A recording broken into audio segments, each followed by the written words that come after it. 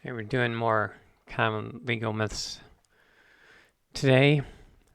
So the first one is threatening to out someone's criminal behavior is illegal.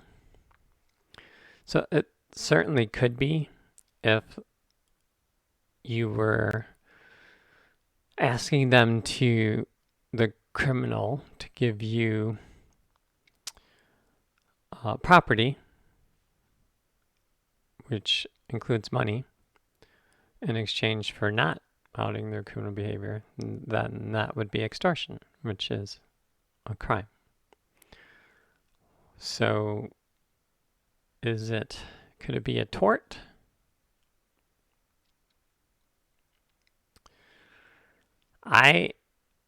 Well, right, when you report someone's criminal behavior, you're required to do it in a fair and accurate manner,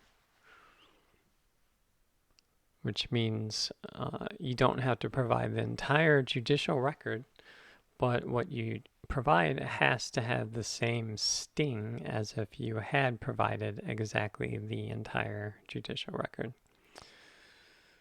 The other thing is possible false light privacy violations, right? So I can't think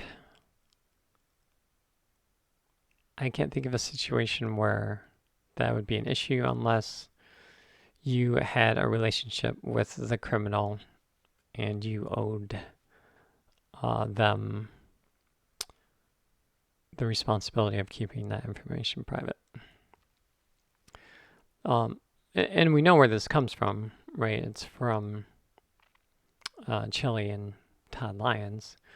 I think the most interesting part about that is, right, everyone talks about Chile.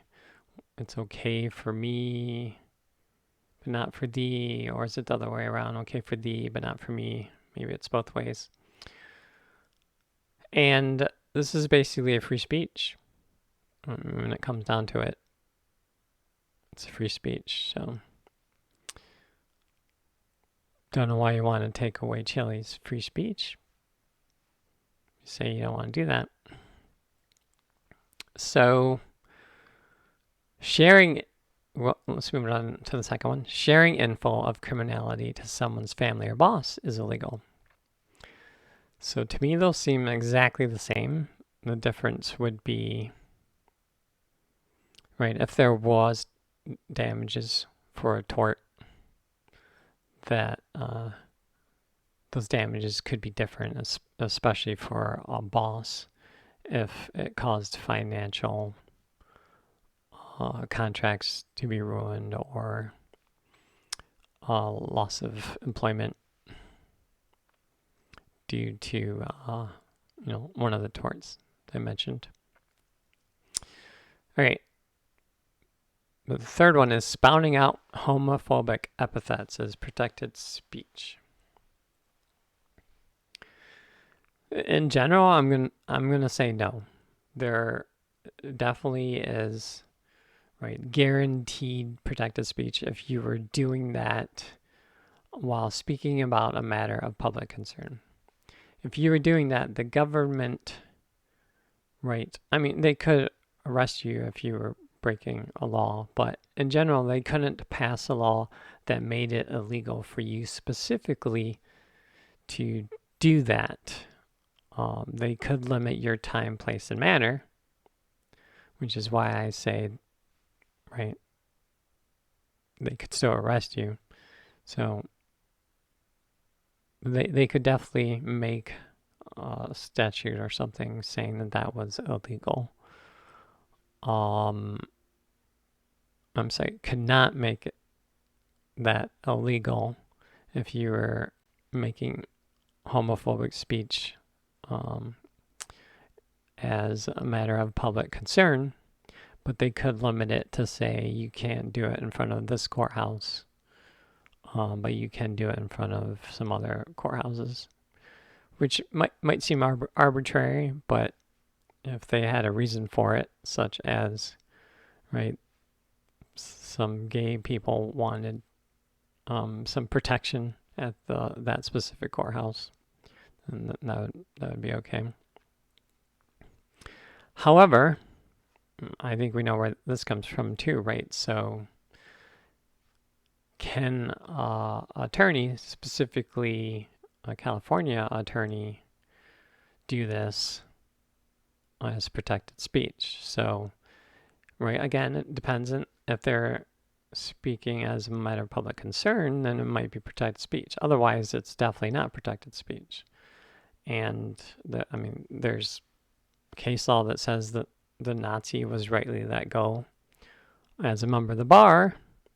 So if you're homophobic, especially in California, where a lot of the state laws have expanded the equal rights protections to include sexual preference, I think it would be difficult to stay a member of the bar in California if you were really publicly homophobic.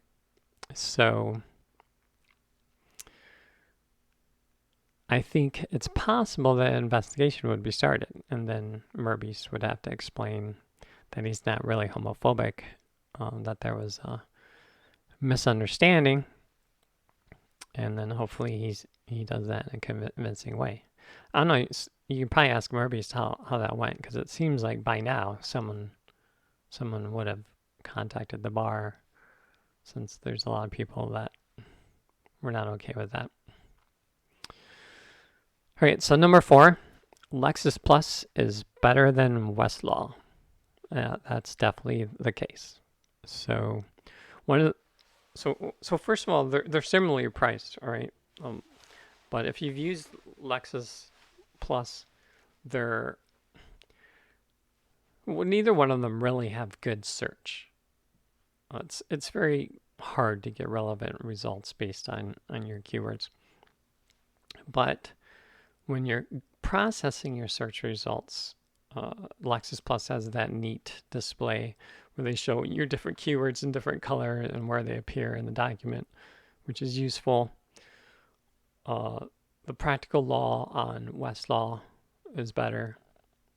Lexis Plus account rep says they're working on that. So if you want to pay for it, they promise that it's going to continue to improve. We'll see. So the other huge thing about Westlaw is most of the plans include a specific number of PDF documents that you can download of the cases, as well as other secondary sources and stuff. And then once you hit that limit, you can't download any more that month, or you have to pay. Well, Lexis Plus doesn't have that. So if you're a huge downloader, Lexis Plus is definitely better in that way. So as far as pricing wise, did I say this? They're about the same. But when my Westlaw contract had ended,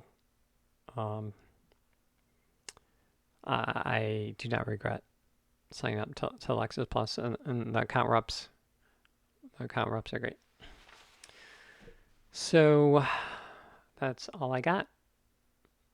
Have a good one.